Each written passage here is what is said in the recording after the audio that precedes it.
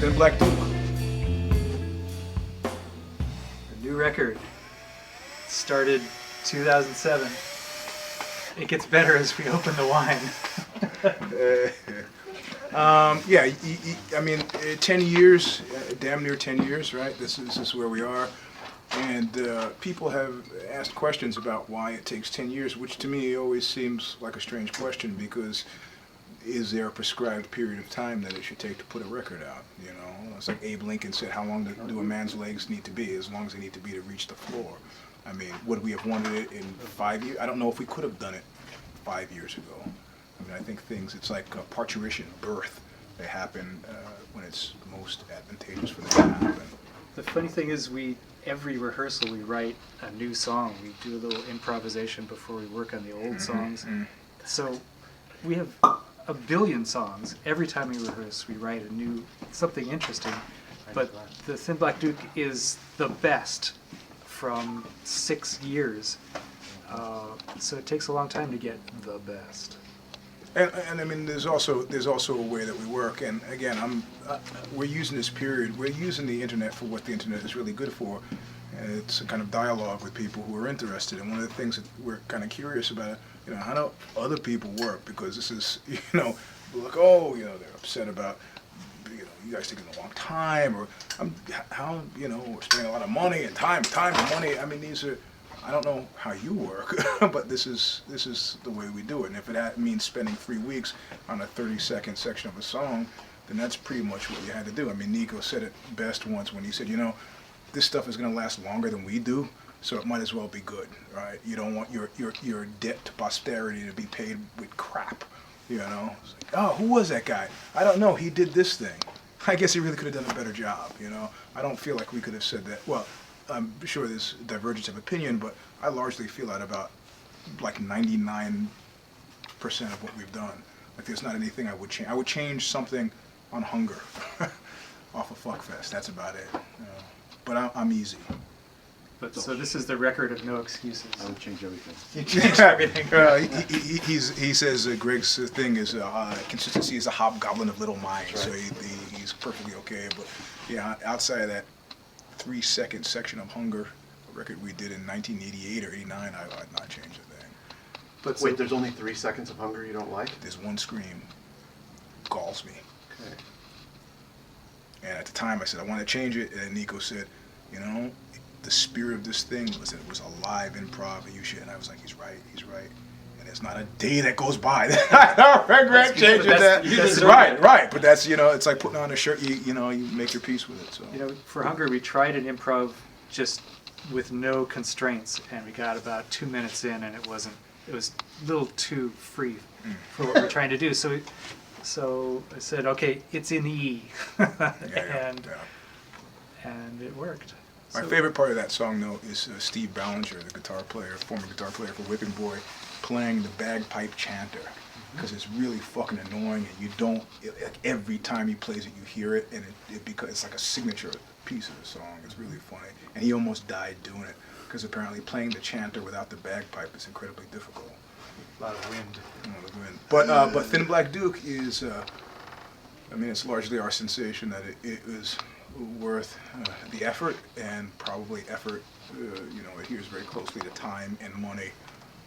But it's a record that I've listened to 178 times. I know this because on iTunes it clicks off how many times you've listened to it, and I've enjoyed it each and every time. So for Thin Black Duke, part of the having a record of no excuses was saying, well, shit, let's have the brass and the strings. The last record was woodwinds and strings, and these guys said, no more woodwinds. Okay. Actually, we said no more strings. As usual, Nico got his way, and it was the right answer. But we sort of arrived, and everybody seemed to like brass. Okay, this time it's going to be brass. For me, the orchestral stuff they push the chord changes and push the sections of the song. The strings swell up and get to the next section, and they go away. That kind of thing. They super heighten the emotion. for me. So this one, there's a brass octet, 2 trumpets, 2 trombones, 2 tuba, and 2, what did I leave out, horns in F, and then double string quartets, so 4 violins, 2 viola, 2 celli. And so it's a massive sound, and it comes in at the right spot, adds all the upper partials of the chords, sometimes fundamental, whatever is needed, and then they go away. So it's still very much a rock record with this support. But you know, from the orchestra. talking about music is always strange. It's like talking about dancing. You know, no matter what we say, your ears will tell you something completely different, but it won't stop us from saying it. You should know how the sausage is made. Sometimes I feel like you read descriptions of records, and always the records that I hear when I read reviews, it's so much better than any of the records that I hear. Yeah. You know, so I think we should do a record sometime, reading a review like, wow, what a cool sound that sounds like. And then do it based on the review. Yeah. That's really funny. Yeah. Well, you know, I mean, it's also too, there's the corollary, or sort of corollary, where I can tell immediately if the reviewer has actually listened to the record. Mm-hmm. That's always amusing, you know, because it's hard for people to get a hold of the lyrics, typically if the labels, and they're not sending out lyric sheets. So it's interesting to see where people kind of fall back on familiar tropes, you know, which it just tells me they haven't listened. And I don't know why. Maybe as a journalist you get behind deadline, you go, screw it, I'll review it on the basis of the cover. You know, I don't know what happens when that happens, but I think that this demands a certain amount of attention that it will get just by virtue of the fact that people want to, like, what the fuck, 10 years? What could you possibly have done to it, you know? How could you have improved it any more or with adding 10 years onto it? But that's the question that I know bands, what they say about Steve Allen, he's written 5,000 songs. Yeah, name one.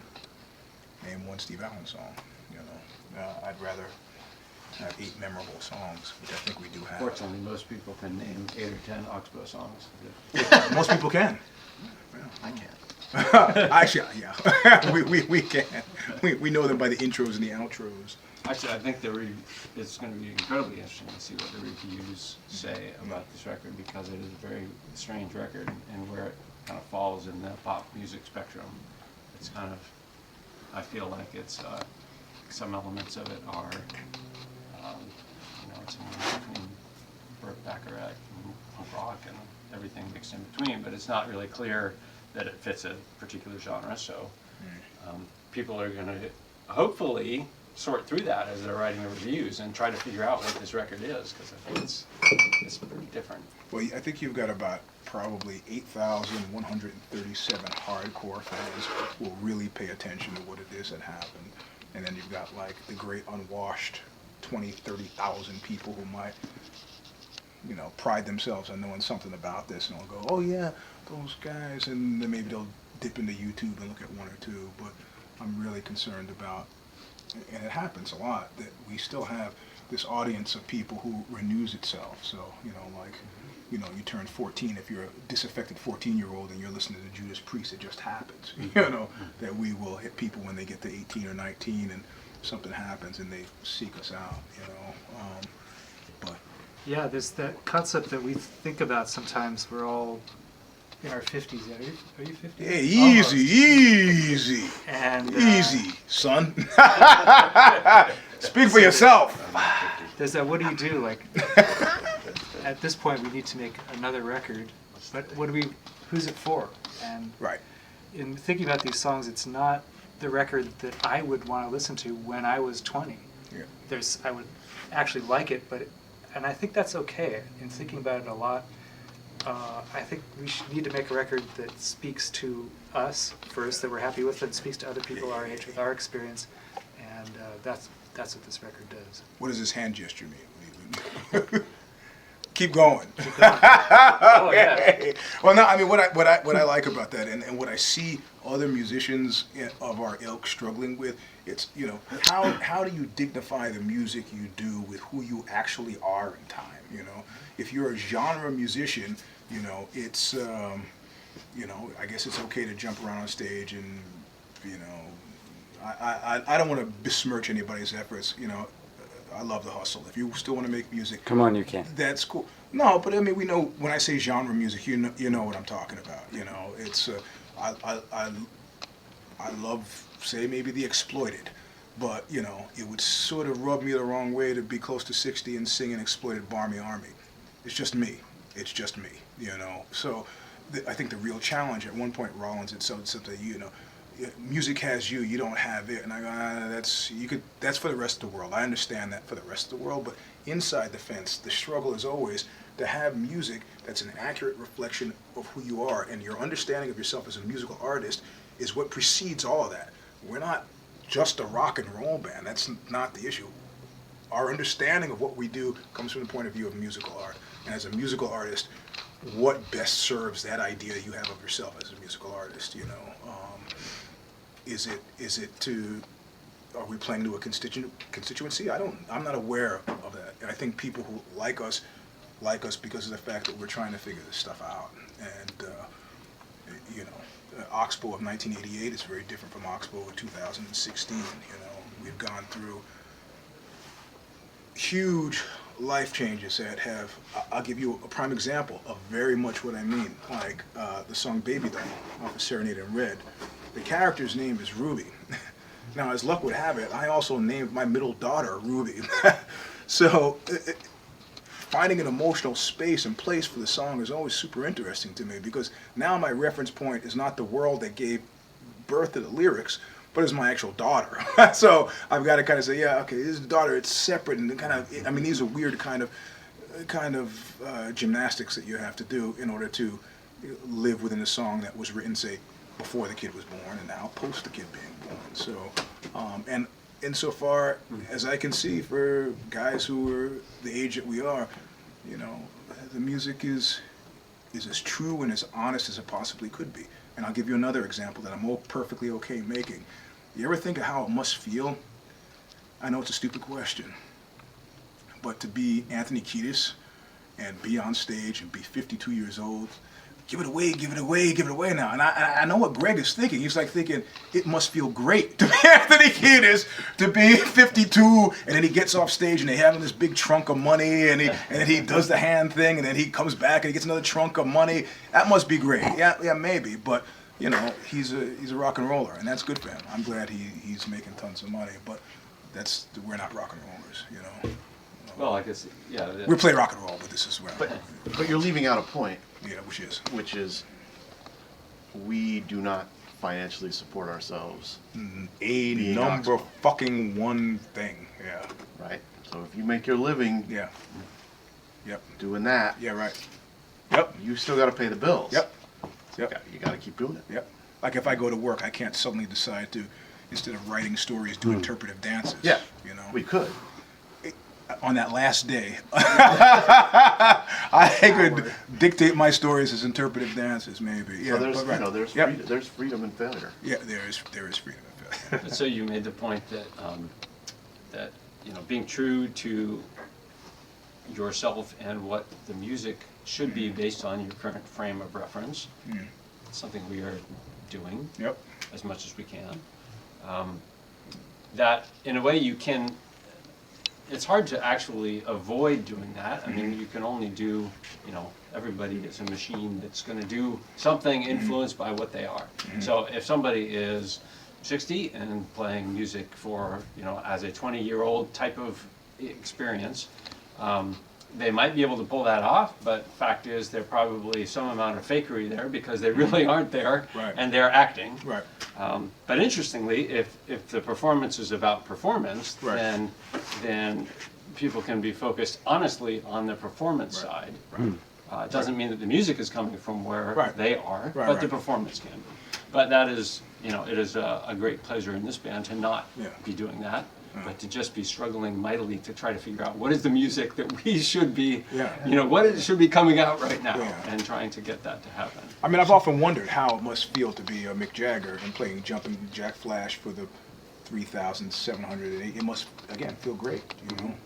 But I hope to know someday. You can get that out of your head. Right the fuck out of your head. But in talking about where the music comes from, where we are now, I think it's important to mention that in 2009 we started doing acoustic songs before our electric performances.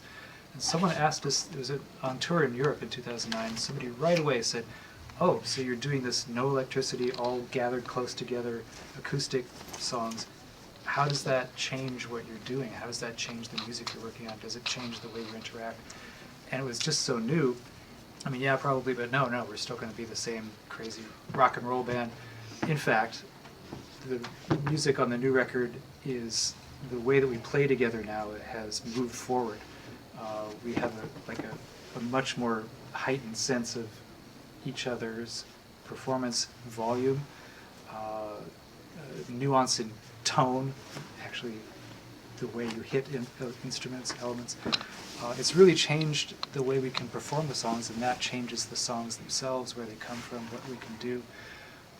So it's probably bigger even than we realize, the way that playing acoustically has changed our rock songs in the rock performance. It's a pretty cool thing, I think. Especially because it's so completely different. I mean, we're so quiet acoustically. Mm-hmm. I was thinking about that tonight when we were practicing, just how freaking quiet I have to play. Yeah. You know, it's different. It's different. I don't know, I was going to say it demands a kind of honesty, or you can give an honesty that you can't just go, Well, for there's, me, just, yeah, it's there's loud no, and fills the room. There's certainly no place to hide. Yeah. Yeah. Everything you do is, everybody's gonna hear it. So. Certainly the possibility for saying something really personal is there. Yeah. Maybe because of that. Yeah, but I don't think maybe any more than the electric set, but, Okay. yeah. I mean, the possibility for me to say it is just as present in the electric set, but maybe I'm the only one that heard it. Okay. I don't know. Yeah. I don't concern myself. Right. Right. I think that's stuff we haven't completely decided. No. But for it's sure. we do it.